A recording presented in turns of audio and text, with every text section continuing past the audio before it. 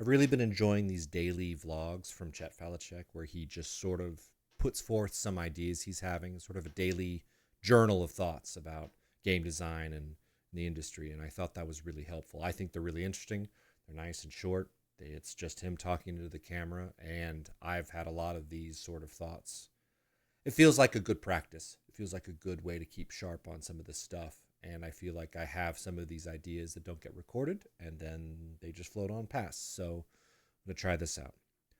What's been on my mind recently is I played Dark Souls again, the beginning, and just thrill at how many of the different design decisions are just really, really incredible. But enough people have talked about how brilliant Dark Souls is. We don't really need to focus on that. What really jumped out at me, though, was surveying this space. We're looking at Metroidvanias, we're looking at Souls-likes, we're looking at this sort of related space about contested space versus free space, like an open world game. You know, the notion is you don't have to fight to move around in the world. Whereas I think something like a Metroidvania, especially a Souls-like game, is all contested space. You have to fight for every inch. And that really changes a lot of the design parameters for the space and the level design and how you approach everything. So that's a lot of what we've been thinking about with Regular Killers. So a teammate suggested helpfully that I try a game called The Surge, which I believe was 2017 maybe. Hard to remember.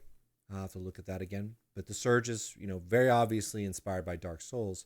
But what's fascinating is where I feel like they don't get it right, is when they change genre, but don't come through with the attendant change of focus of fantasy.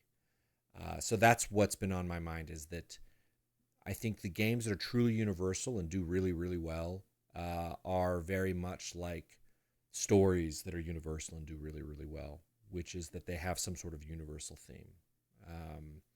You can look up Mike Hill on YouTube, and he does these great talks about James Cameron, Steven Spielberg, Jurassic Park, Terminator 2, about how these boil down to very universal, even if you're not consciously attending to them, they're very universal themes of family, of sort of, things everyone can get into, everyone can think about. What does this have to do with games? Well, what does this have to do with Dark Souls? Dark Souls has this really rich history of fantasy games and Western fantasy that's drawing upon. And what jumped out at me was when I started playing, I was never in doubt what I was supposed to be doing in that game. This is a game that starts you off, and the giant crow drops you off, pretty quickly. But you're someone who's trying to stay alive or stop from sort of succumbing to this sort of fatigue of not trying, right? Like these other hollowed out characters. But it's an evil castle, right? Simple as that. You're a guy. There's the dragon. There's the evil castle. Let's beat the evil castle, right? Conan, Lord of the Rings. Take your pick, right? There's an evil castle somewhere. Let's go and beat the evil castle. Vampire, the dragon, whatever's in there. It's a very clear and very potent kind of fantasy. And as a player, there's never a moment in that where I say, I don't know what I'm supposed to be doing, right? And I think that's what ties together universally appealing games, is that from the start, you don't have to be told what you're supposed to do there. I mean, I'm not talking mechanically. I'm talking about the core fantasy appeal for the world and what you're doing there, right? I don't need to be told what I'm supposed to do in Zelda. I don't need to be told what I'm supposed to do in Fallout, right? The core fantasy of saying, okay, it's the post-apocalypse. How am I in my lane, moisturized and thriving in the post-apocalypse? How am I getting ahead, right? Project Zomboid. All the post-apocalyptic games kind of have this very clear fantasy that they're serving, and so the what am I doing is never in doubt. And I think that's really powerful.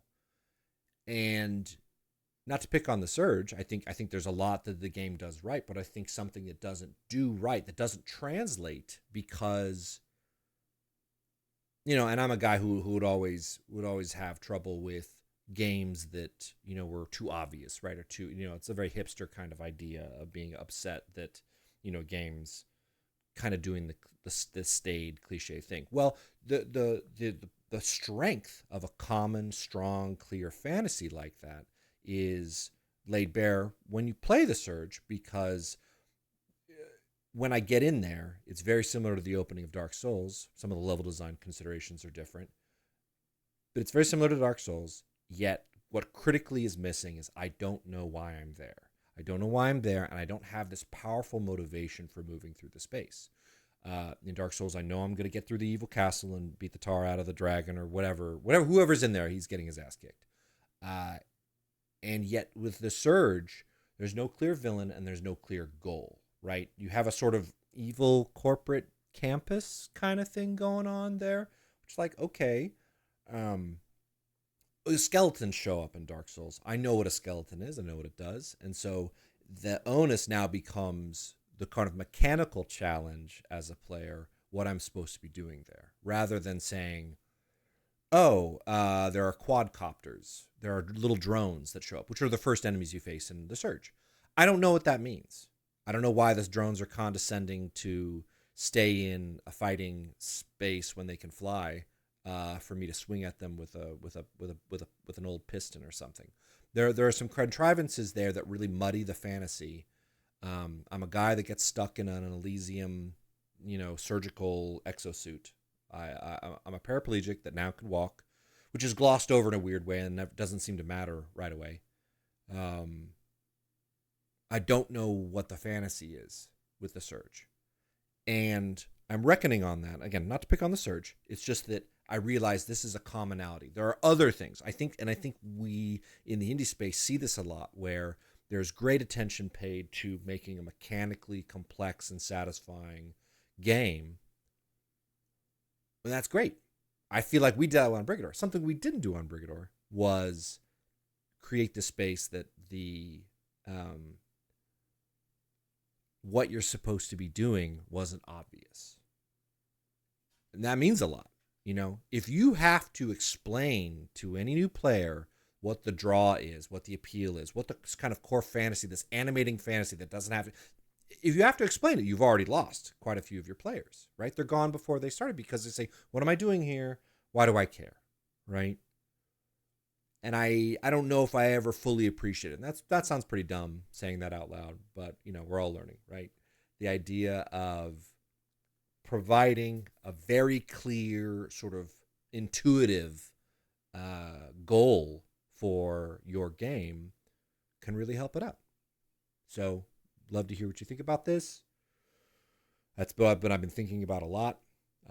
Just the strength of having a clear goal for the player that doesn't have to be explained. If you have to explain something, that's okay. There's a lot that you need to explain in most games to some degree.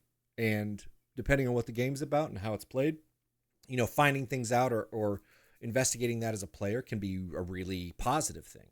But I don't think you should have to explain the core appeal of being in that world. I think having a really strong core fantasy that people connect to intuitively is really going to help you out.